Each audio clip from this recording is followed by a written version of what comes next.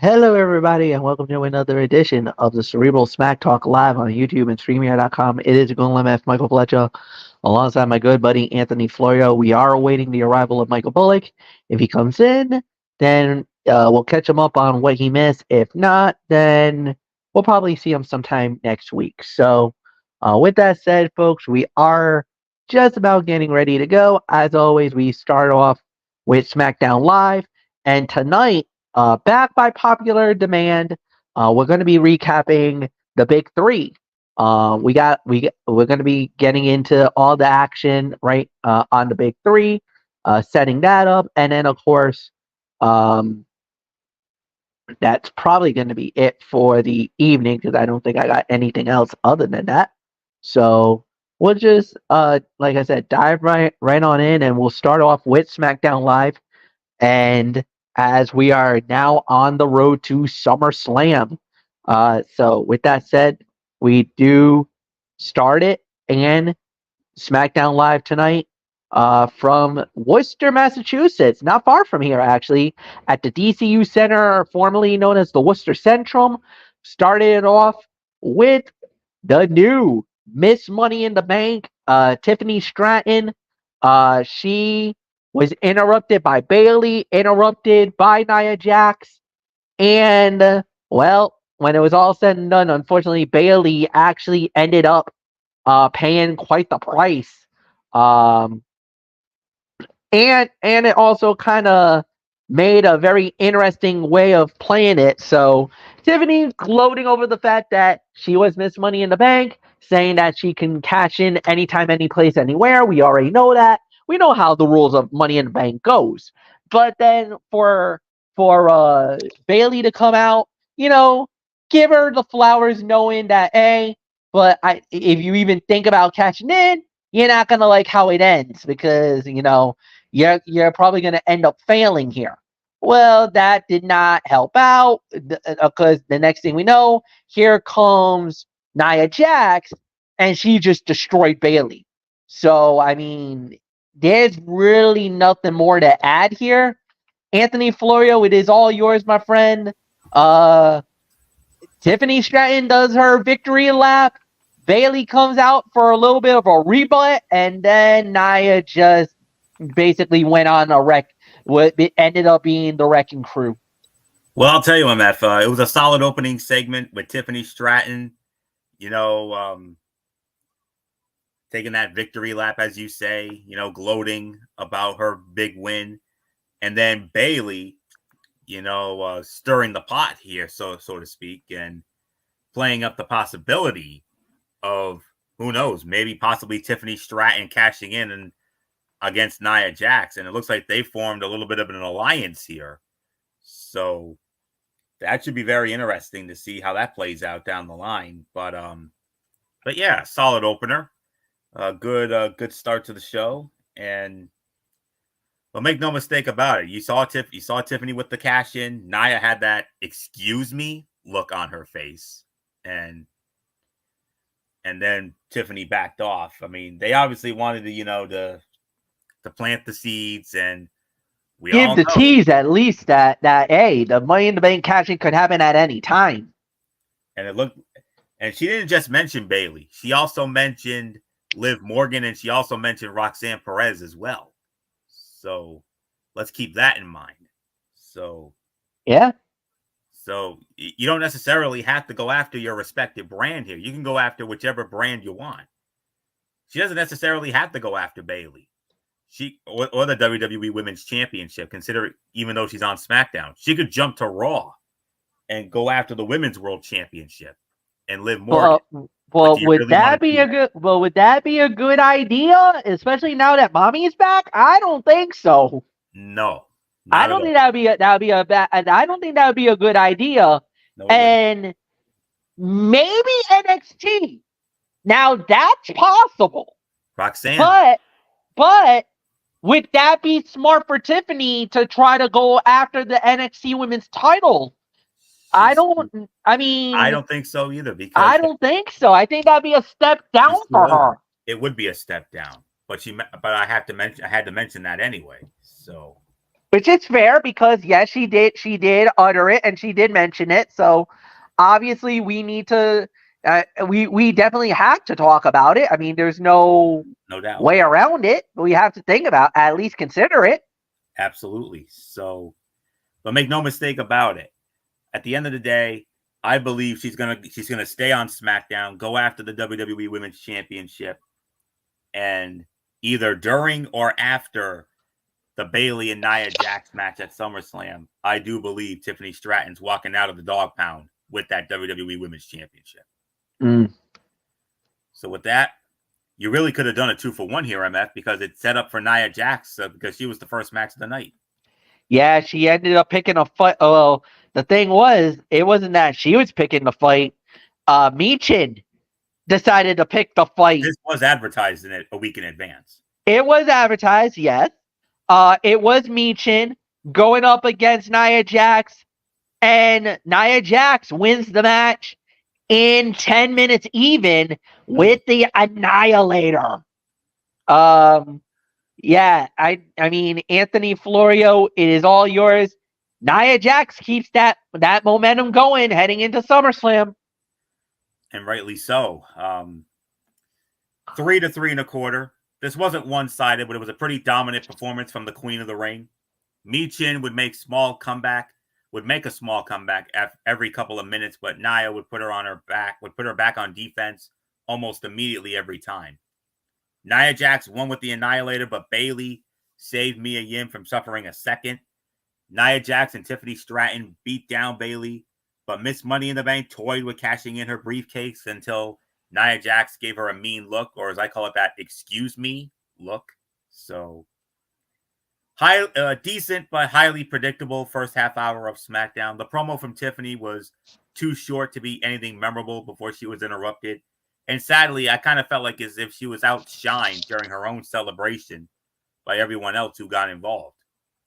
Mm. And I gotta say this about Mia Yim, the most underused talent on the main roster and has been for years, and she makes everyone she works with look good, including Nia Jax. So solid 3 to 3.25 for the match. So not much more to say. MF, your thoughts? Yeah, no, you said it best. 3.25. Nothing more to say. I think they did a really good job. So after that, we did have was a tag team match. An interesting tag team if you think about it. Baron Corbin and Apollo Crews, and they went up against members of Legado del Fantasma, Angel and Berto, with Electro Lopez and Santos Escobar in the corner, and it was Legado winning in roughly 8 minutes. All right. You know what? Not bad. Could have been better, obviously, but I'll give this about 2.5 stars. I think they did an all right job with it. This was a solid match to say the very least. And Anthony, why don't you go and give this a quick turn, and then we'll get Michael Bullock in here and try to catch him up. Oh yes, absolutely. Baron Corbin is in the midst of his first babyface run in WWE, so he was looking to make a positive impression on fans when he teamed up with Apollo Crews to take on Angel and Berto of Legado del Fantasma. While the match was nothing to write home about, seeing Corbin adjust his style to be a babyface was interesting. He's a big athletic guy, so he is capable of more than he's been allowed to show for a long time. Pairing him with Apollo Crews was a good call because they each bring a completely different kind of power game to the table. It'll be interesting to see if this was a one-time deal or if they become a regular tag team. So, and I got to tell you what, it was so weird seeing Corbin high-fiving fans after so many years as a heel. And Berto took the brunt of Corbin's dive over the top rope. So actually, it was not bad of a move either. He did a pretty good job with it too. Yeah. So I'll give it between 2.5 and 2.75 of a star. So with that being said, Phenom Michael Bullock, come on in. MF's going to catch you up. You didn't miss much. Now, all you just missed was the opening segment, which was a promo segment by the new Miss Money in the Bank, Tiffany Stratton, interrupted by Bayley and by Nia Jax. And then we had our first fight of the night, which was Nia Jax versus Michin. and Nia winning the match in roughly 10 minutes. So it's yours, Bullock. So, did you guys talk about the promo? We did. You can All talk right, about it. all right. Yeah, I thought it was a good promo. I mean, obviously, Tiffany was bragging about winning the women's Money in the Bank and when that she was going to cash it in, and obviously Bailey reminding her of who she's messing around with, and then Nia Jax basically saying that she was going to become the women's champion at SummerSlam, and I think it looked like they were even sending a message to Stratton that she better not cash it in on her, because yeah, so we'll wait and see what happens with this, especially as the road to SummerSlam officially begins. So yeah, and as far as the match with Nia Jax and Michin, uh, I'll give this about 2.5 to 3. I mean, it was a solid match. I mean, it could have been better, but obviously you want to give Nia Jax the momentum going into her match against Bailey, which I don't think it's been made official yet, has it, Fletch? Not official, however, we do know that Nia and Bailey are gonna be facing off at SummerSlam. So that was kind of that was the decree. Remember, that was officially the Oh yeah, decree went by winning the Queen of the Ring that she was gonna get yeah. that So we distinction. So yes. we know it's going to happen. It just hasn't been made official yet. So yeah. So and of course, getting back to the segment, I mean Bailey basically reminding Nia that she's not facing the huggable one anymore. That this is a different Bailey that Nia's messing with. So like I said, we'll see how this whole thing plays out, and yeah. So there's really nothing more to say. So uh, I think I'm done catching up. Is it, Fletch? Yeah, the only thing that we do have is the tag team fight, which was Apollo Crews and Baron Corbin versus Legado del Fantasma, and that match was 8 minutes with Legado winning the tag Yeah. team fight. Yeah, this is interesting. I mean, I'm interested to see how this whole babyface thing works for Baron Corbin, because this is the first time he's dealing as a babyface. But all in all, I still think the right team went over here. So I'm gonna give this about 2.5 stars. So now I'm officially caught up. Now you're officially caught up, and the next thing that we did have was an interesting backstage segment. Cody Rhodes with Randy Orton in the locker room. Orton was saying, "Listen, I know you got a lot of things on your mind, and you know you're gonna have, deal with the bloodline, but you know that there's gonna be people coming after your title, and regardless of what's going on, I'll always have your back, and I'll always be there for you." All right, Viper.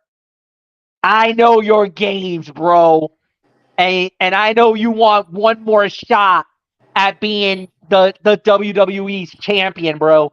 And So, and I don't know I about mean, you, Fletch. I mean, there were times we've seen whenever Cody Rhodes and Randy Orton are in the same ring or in the same building, and you could tell maybe it looks like he's looking at the title. I don't blame him. It's a beautiful belt. And I don't know, something tells me, and it's right what you said, Fletch. I think eventually, I don't know when, but I think he's going to turn on Cody eventually. And I hate to say this, but I think the fans would side with Orton. I think a majority of the fans will side with Orton if if and when he pulls the trigger on Cody Rhodes. That would be so strange. I mean, to see the fans turn on Cody and side with Orton. I mean, because it's Randy freaking Orton, man. Oh, You, I, it, I, I'm not. I'm I not mean, I denying mean that. that's the thing. It's Randy freaking Orton. Oh, I'm Orton, not. look, I'm this not trying to fan. deny that. It's just so weird. I mean, especially with.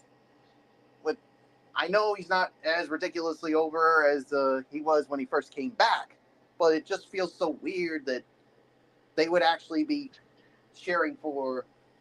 I think eventually he's going to once again be a heel when he does turn on them. Yeah, But the only problem with him turning as a heel is the fans would are cheering for him. Yeah. That's But the only thing. I mean, you remember there was times where people were waiting for him to turn on Matt Riddle. Never did, but they were waiting. They were patient. They were clamoring for Orton to drop the RKO on him. And it never happened. So I'm pretty sure there's some fans out there that would not mind to see the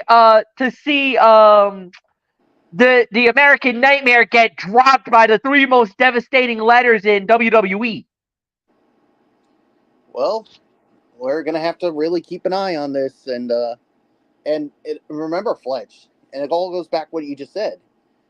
We thought that he was gonna pull the trigger on the RKO with Matt Riddle, and it never happened. Could they get it to work this time around with Cody Rhodes, because he is the champion? Yep. I mean, if they for some reason don't pull the trigger this time again, then I don't know what's going to happen.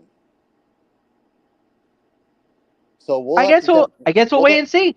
Yeah, like I said, we'll just have to wait and see and keep an eye on this as the days and weeks go on. Yep.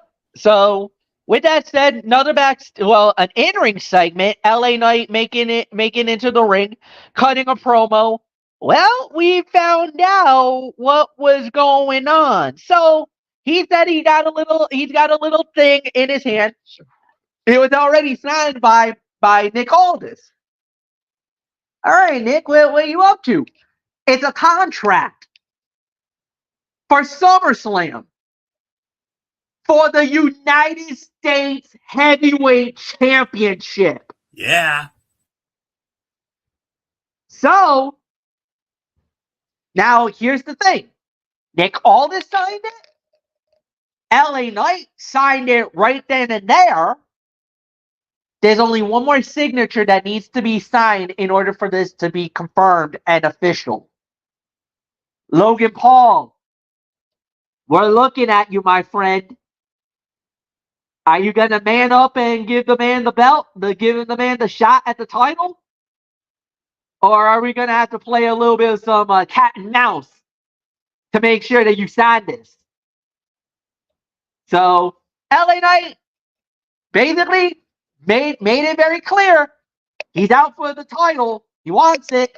And I think a lot of people would love to see him get it. Anthony Florio, well, you know what? We don't really need to talk about it. We'll just move right on along. Next up we did have was Naomi going one-on-one with Blair Davenport. And, hold on. Oop. I don't think I wanted to do that. No, I did not want to do that. I believe it was Naomi that won the match. Hang on. It's just taking a little second there. Here we go. And it was the LA Knight thing. It was, yeah. Naomi winning in 7 minutes and 35 seconds. So I believe it's go. You know what? We'll restart it to the top. It was a fine match. 2.5 stars. Nothing more to say. Anthony, it's yours.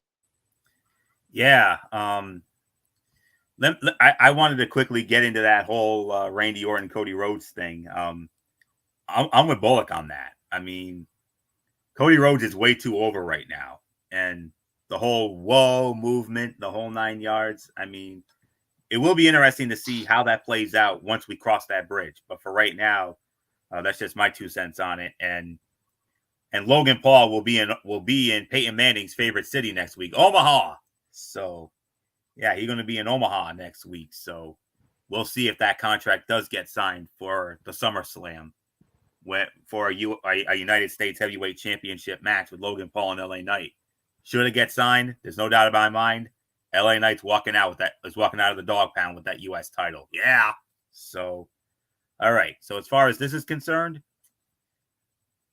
I'll tell you what. The Queen of Glow took over, hit a couple big moves to get a 2 count. Once Blair recovered, she hit an impressive double stomp on the top rope to take control.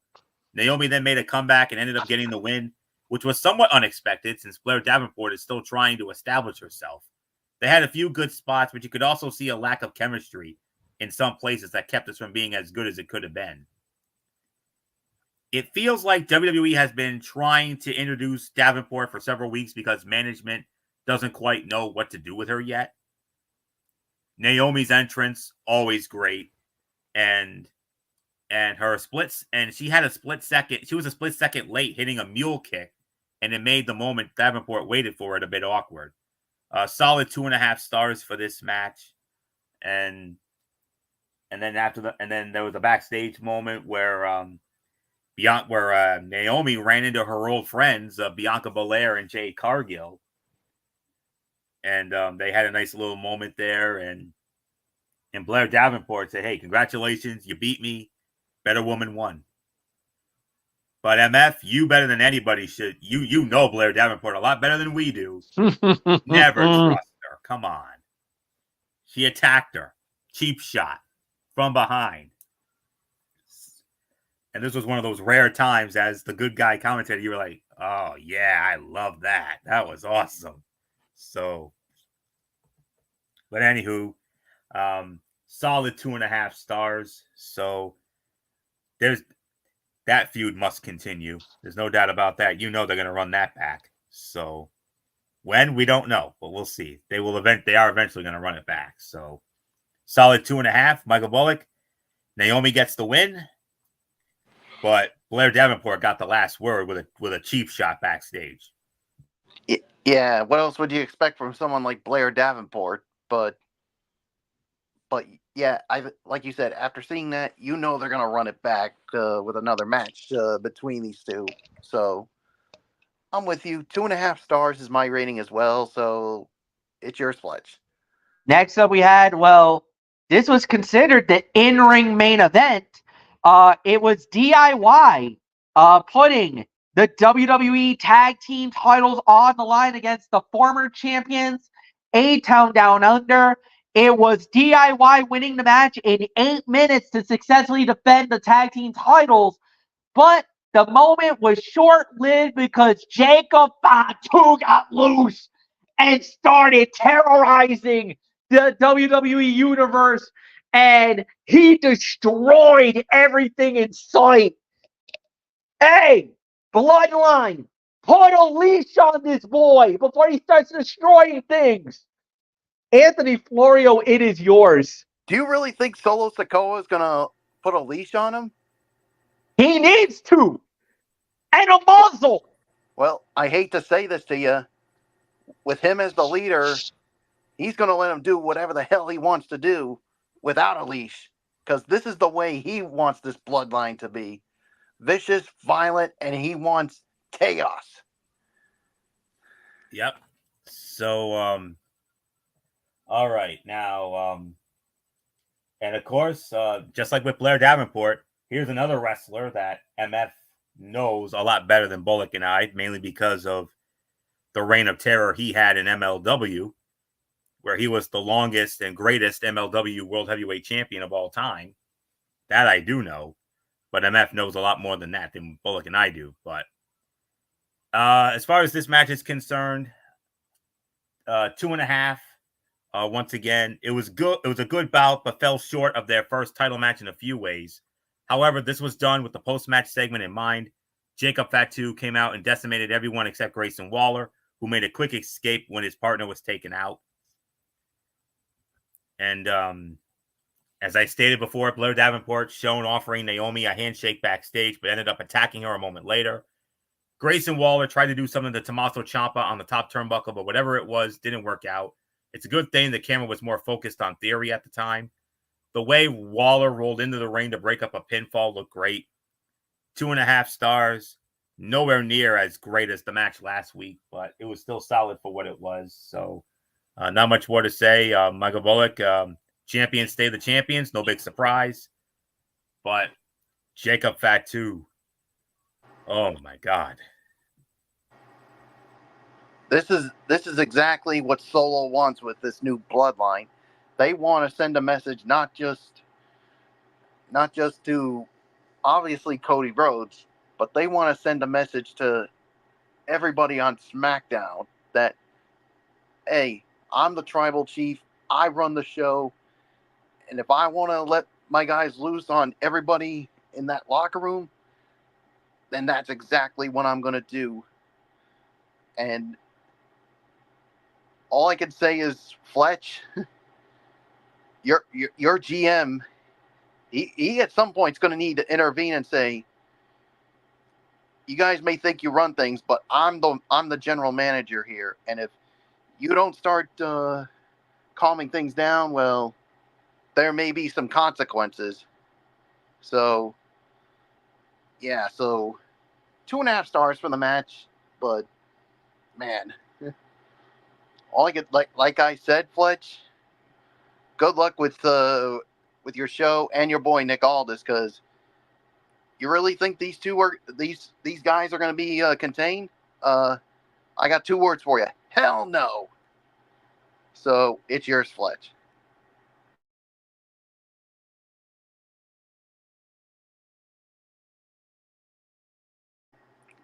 Fletch, are you there?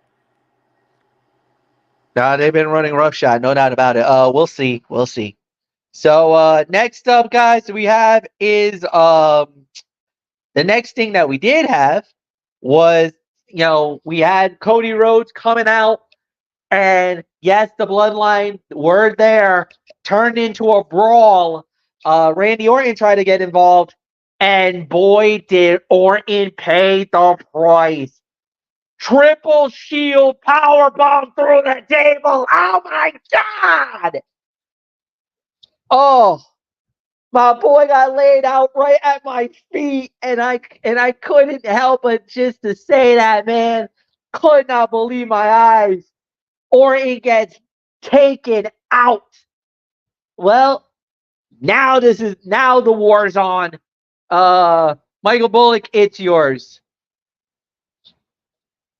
Yeah, unfortunately, yeah, I mean, not only did Cody Rhodes pay the price, but man, Randy Orton, he got his ass kicked by this new bloodline. Basically, they're running rampant all over the place, and and that's where, yeah, Randy Orton got triple power bomb through the table, just like unfortunately what happened with Paul Heyman weeks ago. So yeah, that's it's not looking good here. So yeah, nothing more to say. It is yours, Fletch. Devastation. Really, nothing more to say. Yeah, this has been one of those type of situations. Good storyline that they're doing. Obviously, they're looking at Cody versus Solo for the title at SummerSlam, and I don't know. This has been very interesting. So I like how the storyline's been going. Nothing more to say. Anthony Florio, yeah. Bloodline once again, standing tall. This time another one gets bites the dust, and this time it's the Viper, the apex predator, gets jumped and taken out. Almost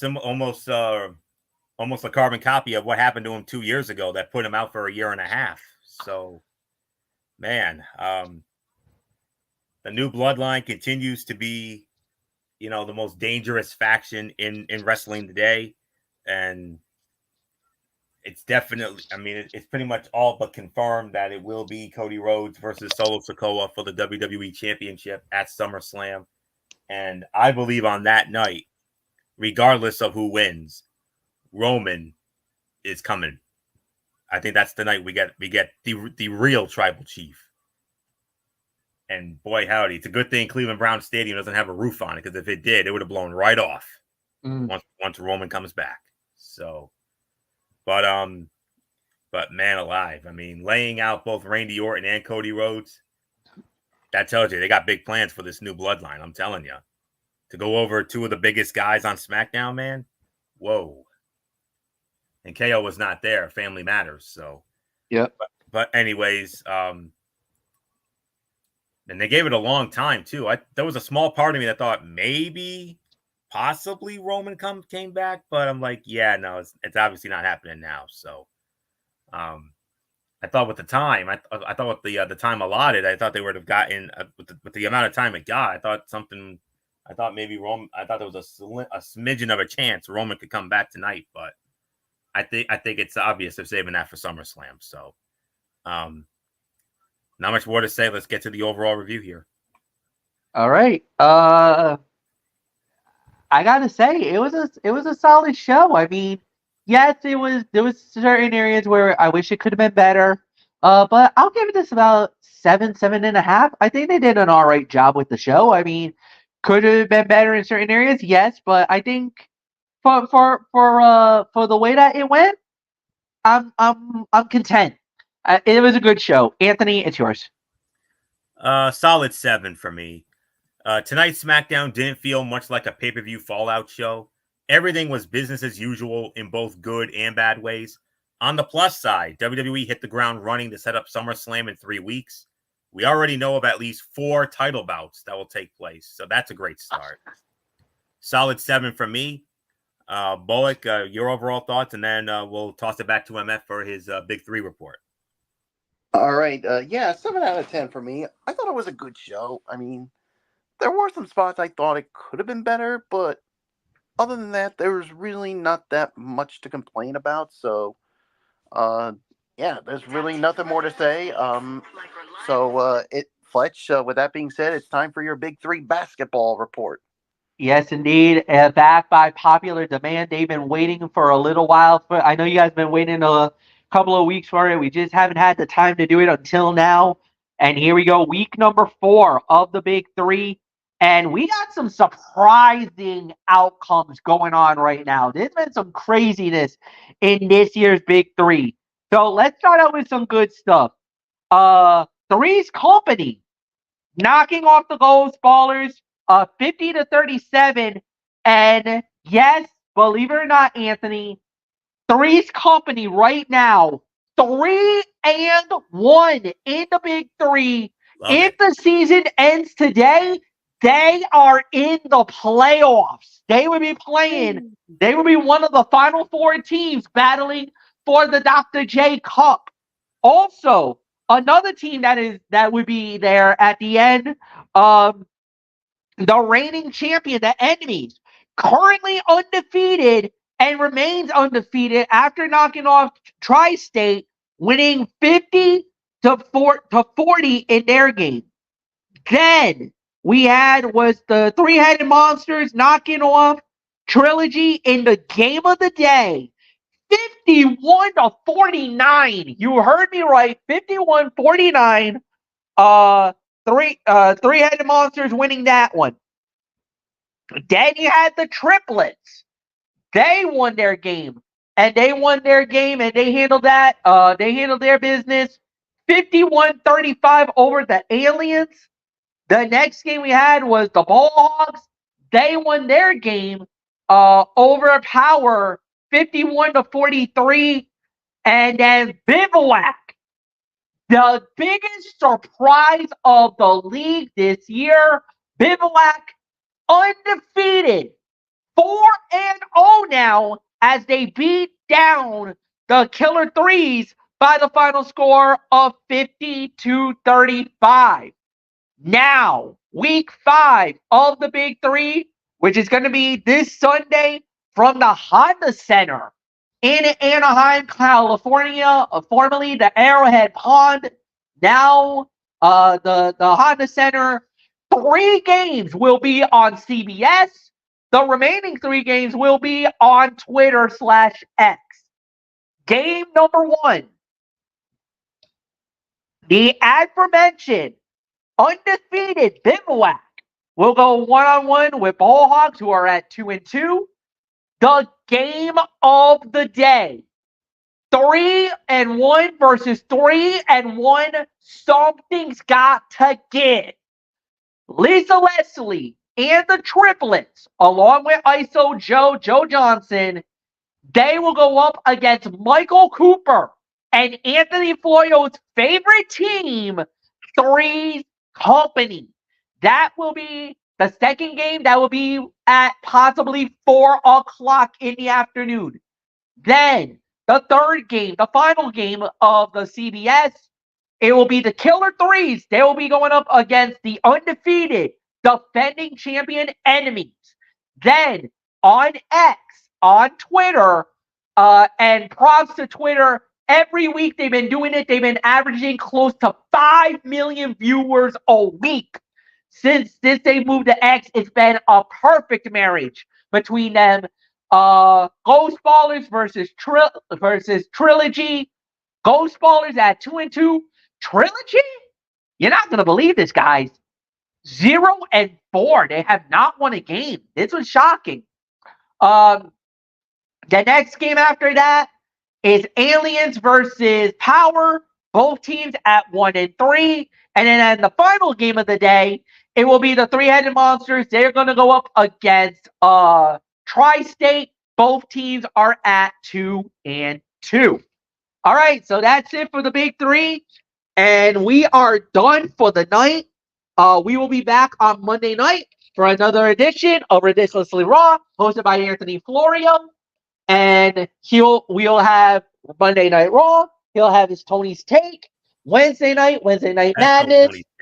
Special Tony's Take, because I am going to be previewing Slammiversary. All right. Slammiversary, baby. So there you go.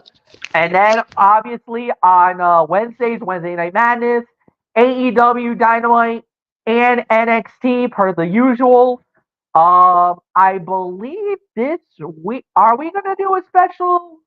Yeah, we should be, because that's going to be All-Star Weekend, isn't that, Anthony? The All-Star game is this Tuesday night.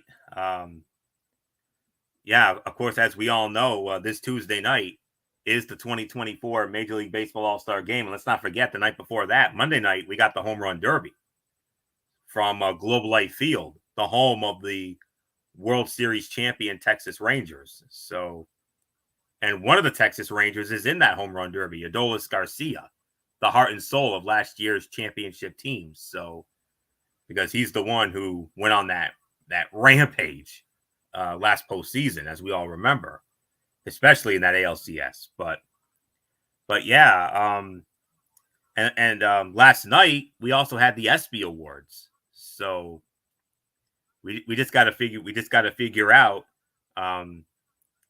MF, as you're our version of Paul Triple H Levesque. You are our EP, CCO, whatever you want to call it, Chief Content Officer on our sense. So we just need a day and a time, and we'll get into it.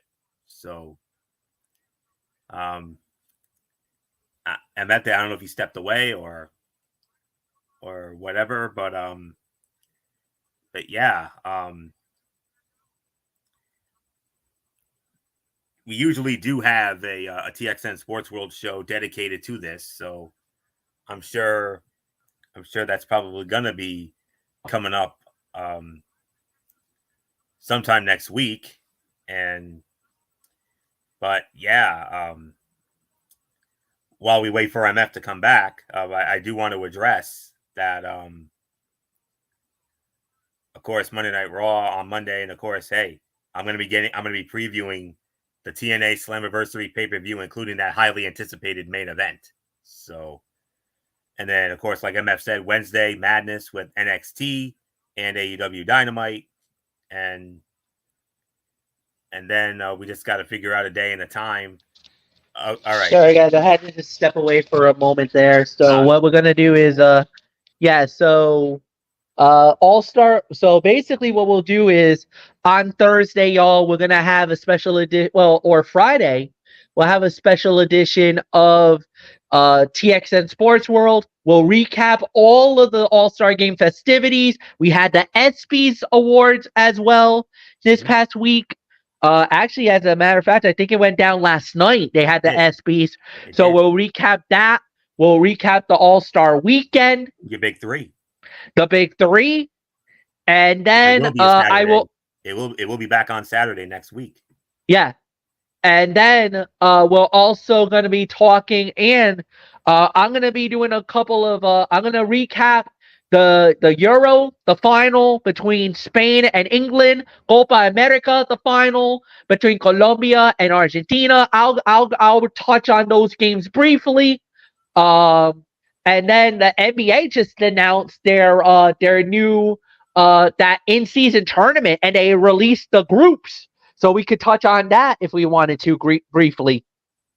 So we got a few things that we can maneuver around for next week, and then Saturday we can do, another edition of the Cerebral Smack Talk. We'll have SmackDown Live. We'll do AEW Collision, and we'll go back to the original format, the traditional format that we would normally do. And then that will be it for next week. And next Saturday, the start time will be after the TNA Slammiversary pay-per-view, because I'll be watching it. Yes, which will be what, 10:30, 11? Around that range, yes. All right. Just let me know, and we'll do it. We'll do. All right, guys. So that's it. We're out of here. So for Anthony Florio, for Michael Bullock, I'm Michael Fletcher. Have a good night, everybody, and we'll see you all next week on Monday night for Ridiculously Raw. So long.